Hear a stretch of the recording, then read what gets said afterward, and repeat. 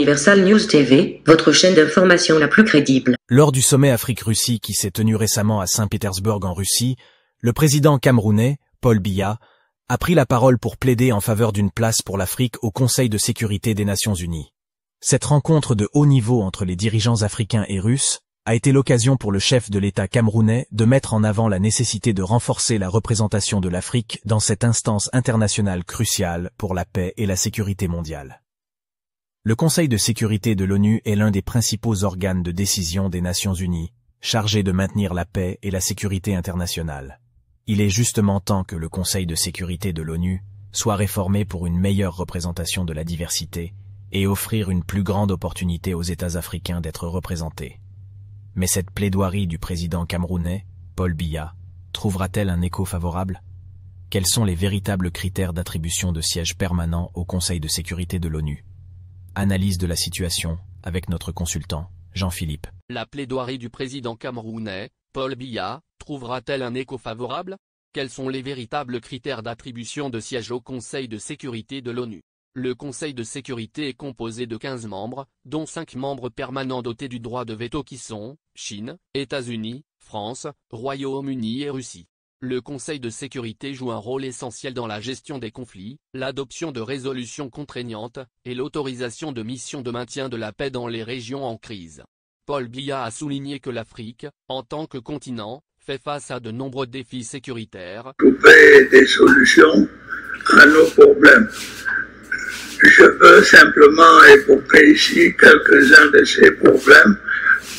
L'Afrique, qui compte plus d'1 milliard d'habitants, est sous-représentée dans des organisations internationales.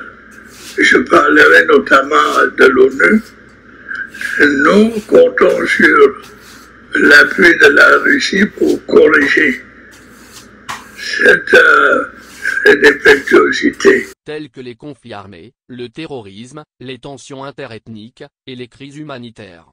Il a rappelé que la stabilité de l'Afrique est étroitement liée à la stabilité mondiale, et que par conséquent, l'Afrique devrait être représentée de manière plus équitable au sein du Conseil de sécurité.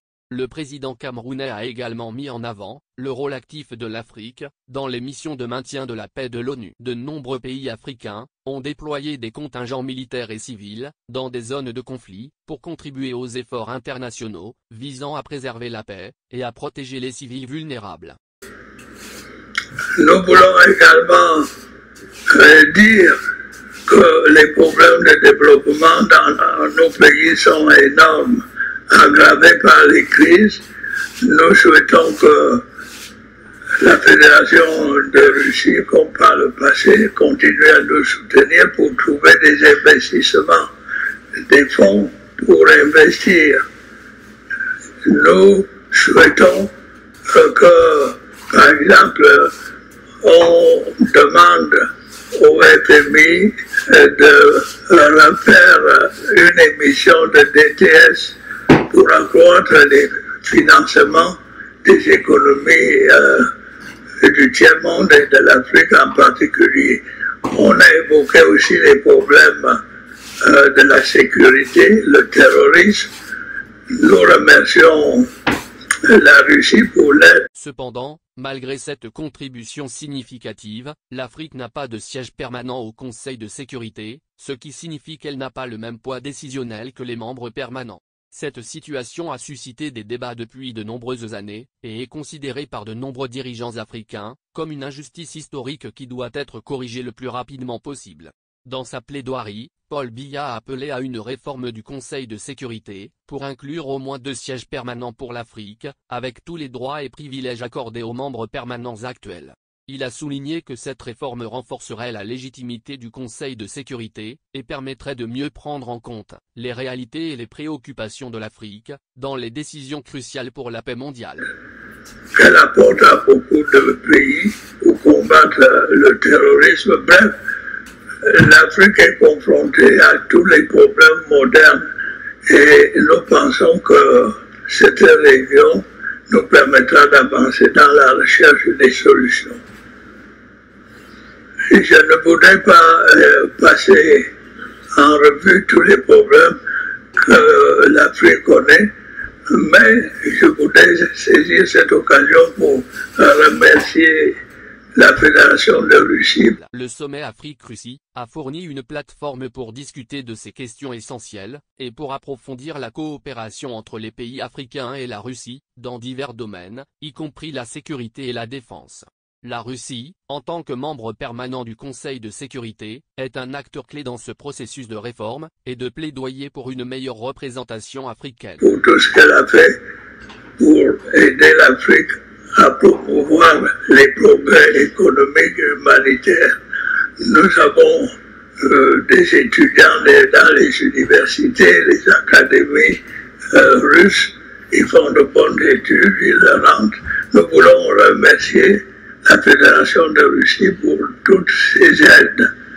Et nous souhaitons qu'à l'issue de nos travaux, l'aide entre la Fédération de Russie et l'Afrique aille en s'accroissant.